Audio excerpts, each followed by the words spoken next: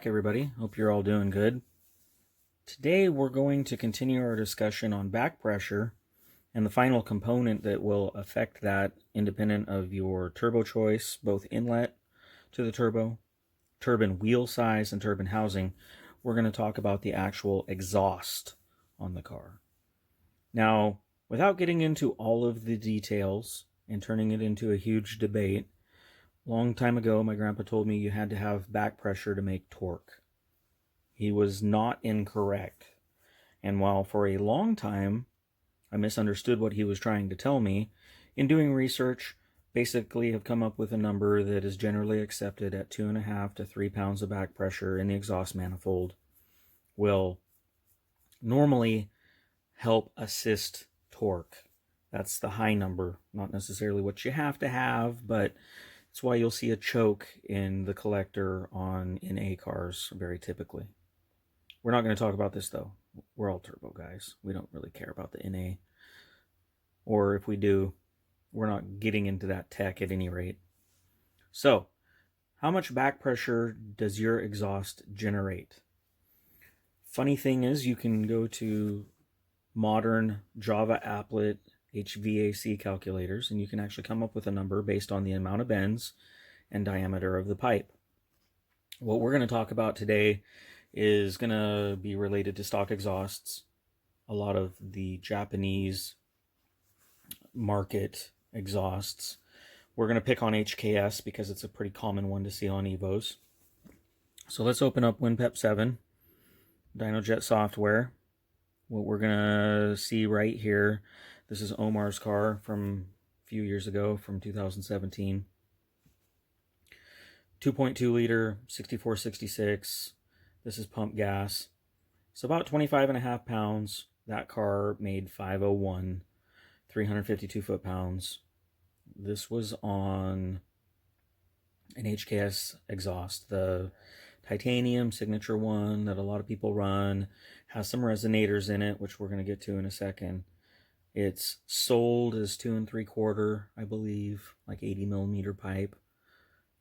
Or not 80 millimeter, I guess it would be less than that, 70 millimeter. It really isn't because of the resonators. The resonators neck down to 2.5 inch. Really, you're not much better than stock. Now, oddly, this is the number where stock exhaust normally taps out on an Evo, which is 2.5 inch exhaust with resonators. Maybe we put some interesting bypass equipment on it and run the same boost, make 500 horse.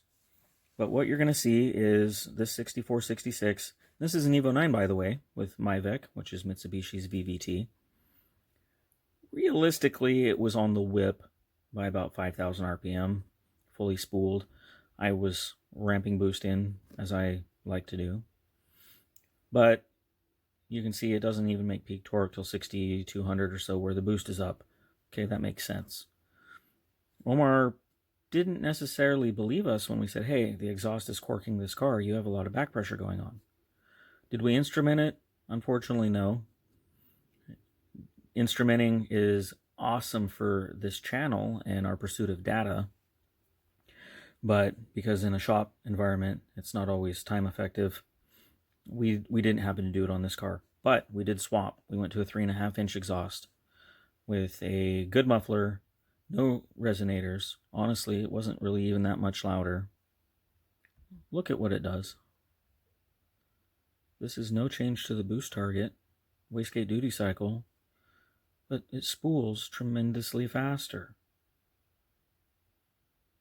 Look at how much it picked up there at 5,000 RPM. Obviously, it moved its ability to spool further down because we're making same boost 400 RPM faster. But right there at 5,000 or so, we're 270 foot-pounds to 356 foot-pounds. Big increase. Now, we did make a little bit more peak power, but we held a lot more through the power band. Here we made about 30 wheel. It was a little less out the top. I couldn't find a log to tell you why. Maybe it was a little bit less timing. Maybe it was a little bit richer. Maybe I didn't run it as long, because you can kind of see it drops off here. and then I switched to race fuel for the other runs. But at any rate, the general idea is obvious. We picked up a bunch by going from 2.5 to 3.5. Even going from 2.5 to 3, we can see a substantial decrease in the back pressure in the downpipe, in the exhaust, and to the muffler. Now, for a high-performance street car that's at the track, you want that number as low as possible. You need the biggest power band you can get.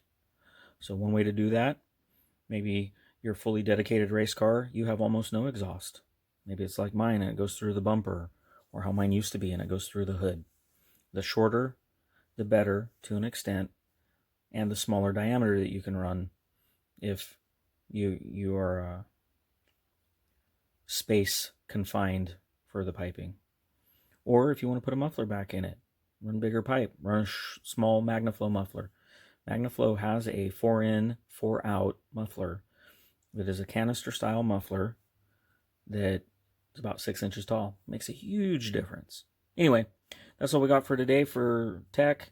Just keep in mind, not all exhausts are made equal. 3-inch doesn't necessarily mean it's going to be 3-inch. Okay guys, take care.